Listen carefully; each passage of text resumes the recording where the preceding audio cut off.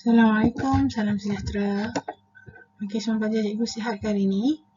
Okey, saya harap semua sihat ceria, gembira. Okey, tak lama lagi kita akan bersekolah seperti biasa. Kita akan bersemoga. Semoganya kes COVID akan cepat-cepat baik. Okey, semuanya akan berjalan lancar insyaAllah. Okey, untuk hari ini saya nak masuk pada bab 3. Koordinasi dan gerak balas.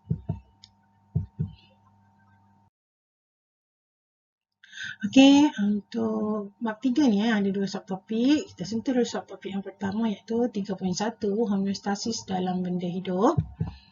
Okey, apa yang dimaksudkan dengan homeostasis? Okey, homeostasis merujuk kepada pengekalan keadaan persekitaran dalam badan, okey, suatu organisma. Misalnya aras suhu, air, pH, tekanan darah dan sebagainya supaya berada dalam keadaan yang seimbang dan stabil. Okey, homeostasis ni merujuk pada macam mana kita nak kekalkan dalam persekitaran, dalam badan suatu organisma, kita nak stabilkan maksudnya. Okey, suhu, air, pH, tekanan darah dan sebagainya supaya semua tu berada dalam keadaan seimbang dan stabil. Pengekalan persekitaran dalam badan suatu organisma dalam keadaan stabil, dalam seimbang dan stabil, okey, membolehkan semua proses hidup dalam badan itu berjalan dengan lancar. Sekiranya keadaan persekitaran tidak seimbang, misalnya suhu terlalu tinggi, sel-sel organisma boleh mati. Okey, jadi ini adalah adaptasi badan kita terhadap persekitaran luar badan dan dalam badan. Okey, supaya semua contoh tadi suhu, aras air, pH, tekanan darah kita dalam keadaan seimbang supaya boleh kita hidup dalam proses badan berjalan lancar dan kita hidup dalam keadaan sihat. Okey, itu adalah homeostasis. Okey,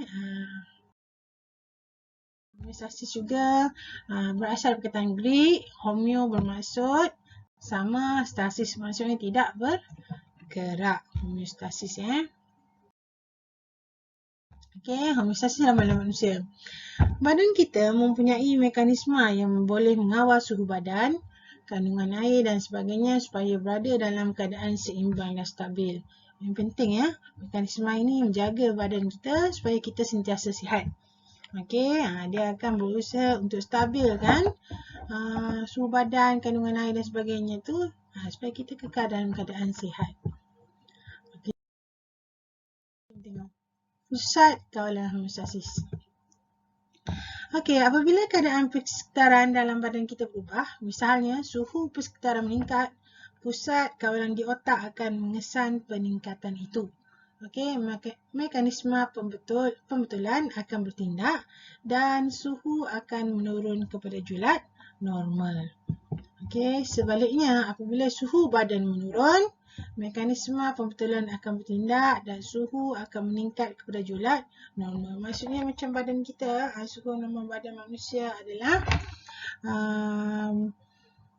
bawah daripada 37.5 tu dah kira demam lah. 34 hingga 36. Okey, itu adalah dikira normal. Jika terlampau panas mengakibatkan demam, so otak akan bagi signal, okey, supaya mekanisme dia akan betulkan turunkan balik suhu badan kita kepada julat normal. Kalau sejuk sangat pun sama, otak akan arahkan mekanisme pembetulan supaya naikkan suhu, supaya suhu kita meningkat kepada julat normal. Okey, mesti dalam keadaan julat normal baru kita sihat. Okey. Contoh julat suhu normal. Okey, bila suhu meningkat, okey, dia otak akan hantar, otak akan kesan, pusat kawalan kesan, kemudian otak akan hantar signal ke mekanisme pembetulan supaya turunkan suhu ke julat normal. Okey, kalau julat suhu normal menurun, okey, otak akan kesan dan otak tu pusat kawalan lah. Okey, otak dan otak akan hantar signal ke mekanisme pembetulan dalam badan kita supaya tingkatkan suhu. Kita tak boleh terlampau sejuk dan tak boleh terlampau panas. Okey, dia akan menyebabkan terlampau panas, boleh menyebabkan sawan demam. Demam, suhu tak terkawal boleh mengakibatkan sawan. Bila sawan, maksudnya mekanisme dalam badan kita dah tak bertindak balas dengan sempurna. Maksudnya ada rosak sana sini dah. Okey, kalau suhu sejuk sangat pun tak boleh. Okey, boleh menyebabkan terhentinya jantung, pengempaman darah, oksigen dan karbon dioksida dalam badan kita. So, tak normal. Okey, memang tak normal. Kita kena ni julat suhu badan mesti 36, sepatutnya lah 36 hingga bawah daripada 37.5. Okey. Kemudian saya nak sentuh tentang kawal atur kandungan air.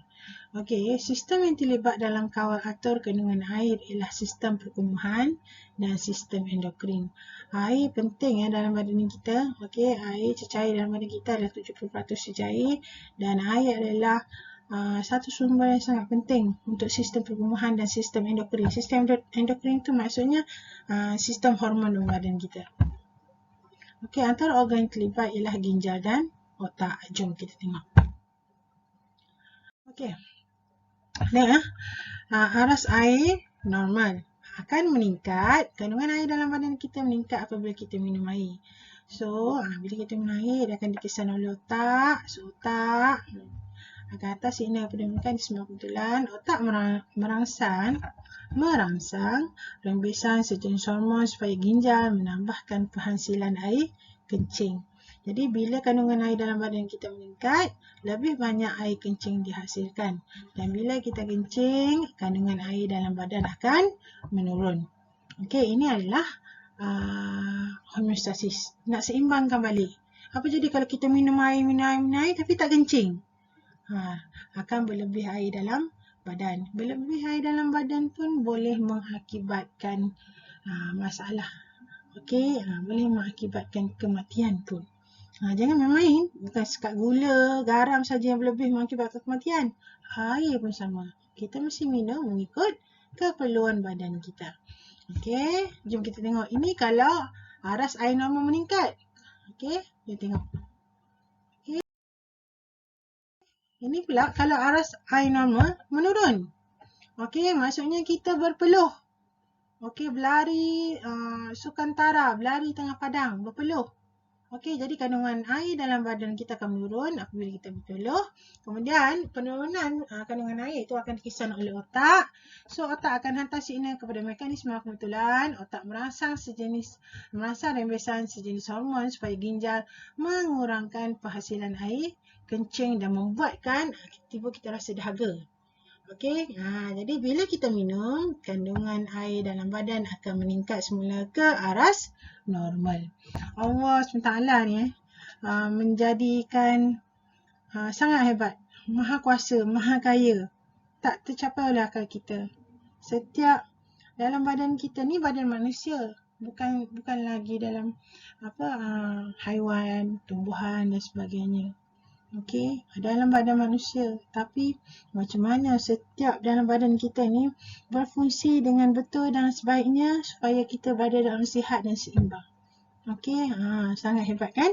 Jadi badan kita penting. Penting untuk kita menjaga kesihatan diri supaya kita punya ginjal, sistem endokrin, kita punya gerak balas badan sihat dan seimbang. Jaga pemakanan, makan makanan yang sihat. Bersenam dalam keadaan COVID ni kita pun boleh bersenam kan? Kayu bersikar dan sebagainya supaya badan kita berada dalam keadaan seimbang, sihat, sejahtera badan. Barulah kita punya homeostasis dalam badan kita. Barulah kita punya sistem-sistem dalam badan kita, mekanisme dalam badan kita bekerja dengan sempurna dan baik. Okey. Jadi, itu saja untuk hari ini. Okey, kerja rumah. Okey, saya akan berikan untuk dalam segmen section seterusnya. Okey, Assalamualaikum. Salam sejahtera.